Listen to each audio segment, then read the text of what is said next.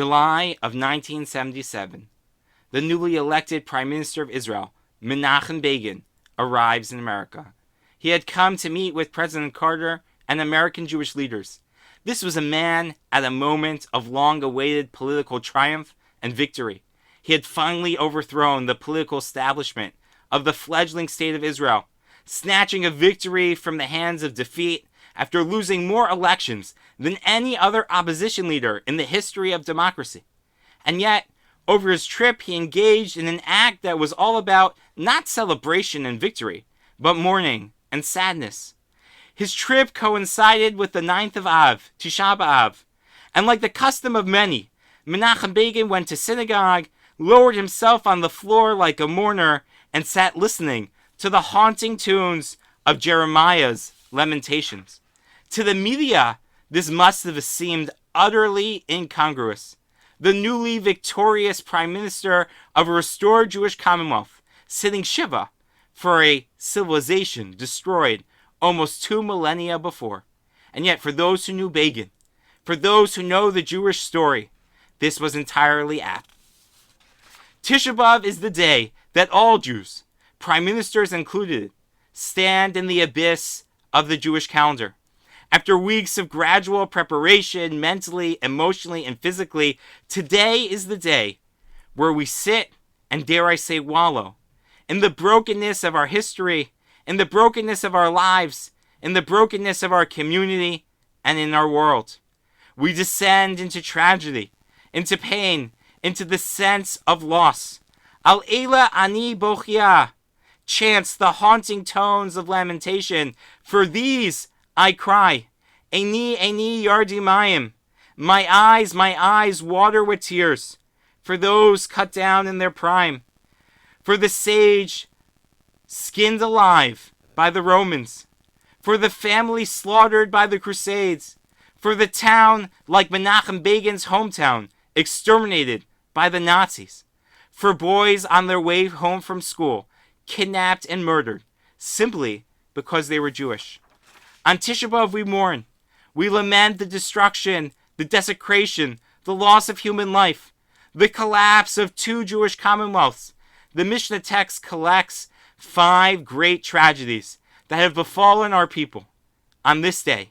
And since that Mishnah, calamities continue to pile on.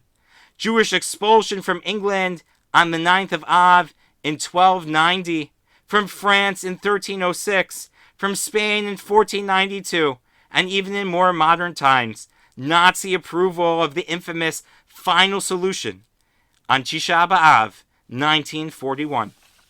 But beyond the calamities and the tragedies that occurred on this day, today we also reflect on what an unredeemed world has wrought. Crusades fueled by hatred, lynchings fueled by bigotry, holocausts fueled by evil, genocides fueled by indifference. In some ways, these 25 hours are set aside for us to truly descend into that pain, to hold, as difficult and as inconvenient as it may be, the suffering that is in our world. Yet paradoxically, this moment of greatest darkness, this moment of great destruction, this deepest point of our descent, is also a moment where we see a flicker of hope, a framework for optimism. Almost miraculously, Tisha B'Av begins to herald in a sense of nichama, comfort and consolation. Paradoxically, this very moment, Tisha B'Av afternoon, the moment where historically our temples were set aflame, is the moment where we begin to practice a certain sense of comfort and consolation. Some of the mourning practices that are custom today begin to lessen. At Mincha, we say the prayer of Nachem, of consolation and comfort. Perhaps this shift is most striking in the book of Psalms. Observing the horrific sight of our holy capital, the once glorious temple ablaze, the psalmist cries out, Mizmor Asaf, in Psalm 79, a song of Asaph, Elohim, O God, Bo Goyim Benachlasecha, heathens have entered your domain, Timu et Hechal Kochecha, they've defiled your holy sanctuary. Shamu et Yisrael le'ayim. They have turned Jerusalem to ruins. Exclaims the rabbis in disbelief. Mizmor, a song, a joyous note, a happy tune. Destruction has come to the temple. Death to our people. It should be bechi, a lament. Nihi, a dirge. Kina, an elegy of Asaph. The Medrash Rabbah describes an answer grappling with this question that is a parable about a king who builds a chuppah, a canopy for his son, and his son the prince perpetrates evil, and so the king goes and smashes the foundation, torches the decor. All who are watching are shocked, but the prince's tutor, the pedagogue, snatches up an instrument and begins to play a joyous melody.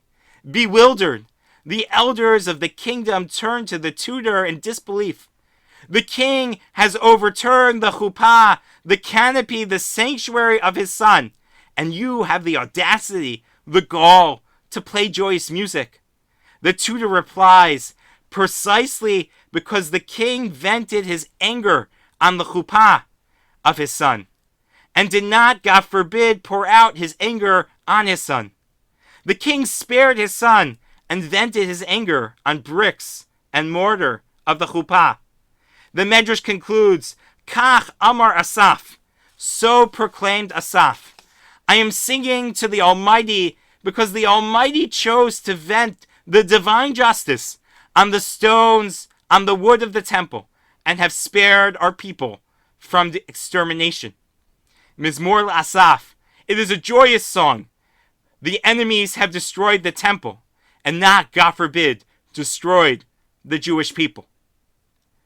From the moment of greatest tragedy, it is also the sign, the confirmation of our undying future. It is the moment of our greatest comfort.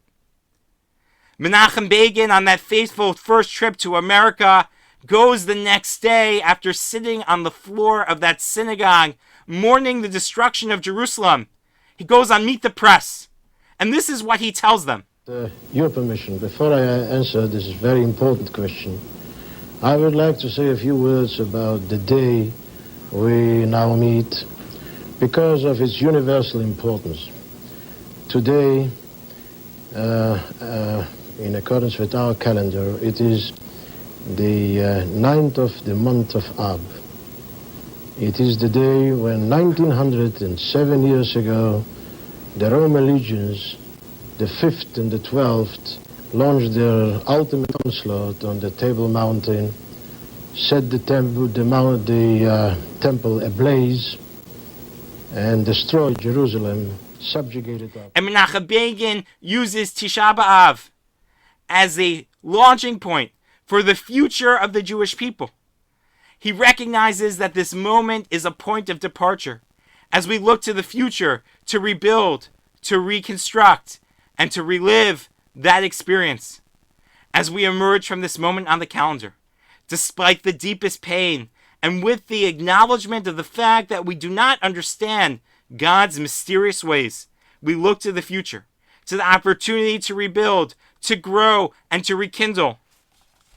Together, we can take the inspiration from these moments, from our community, from the unity, from these 9 videos, so much else which we are blessed to have in our lives to propel us forward, to bring us to a time of consolation and comfort for our families, for our community, for our country, and for all of humanity. Nachamu, nachamu ami. Be comforted, my people. Ken yehi ratzon. So may it be God's will. This concludes the 9-part series of our community rabbis through the Greater Hartford Rabbinical Association.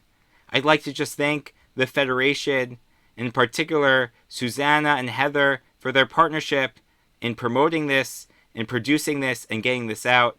May this be the first of many projects that we can bring to our community together, united, as we look to a more redeemed future. Thank you so much.